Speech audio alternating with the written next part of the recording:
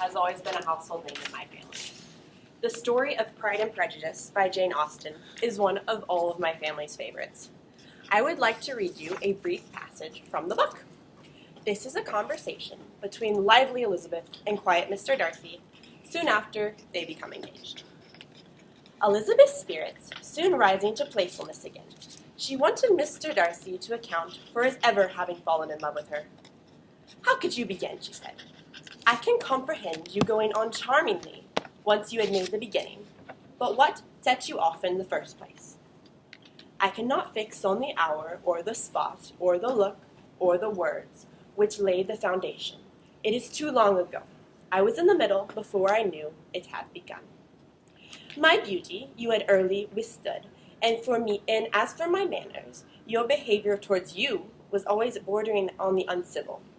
I never spoke to you without wishing to give you pain the nod. Now be sincere. Did you admire me for my impudence? For the liveliness of your mind, I did.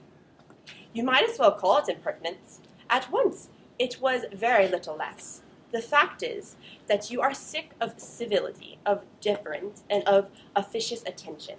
You were disgusted with the women you were always speaking, and looking, and thinking of your approbation alone.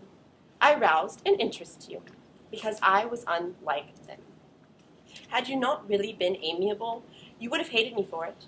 But in spite of the pains you took to disguise yourself, your feelings were always noble and just. In your heart, you thoroughly despised the persons who so assiduously courted you. There, I have saved you the trouble of accounting for it, and really, all things considered, I begin to think it perfectly reasonable. To be sure, you know no actual good of me, but nobody thinks of that when they fall in love. Was there no good in your affectionate behavior towards Jane while she was ill at Netherfield? Dearest Jane, who could have done less for her?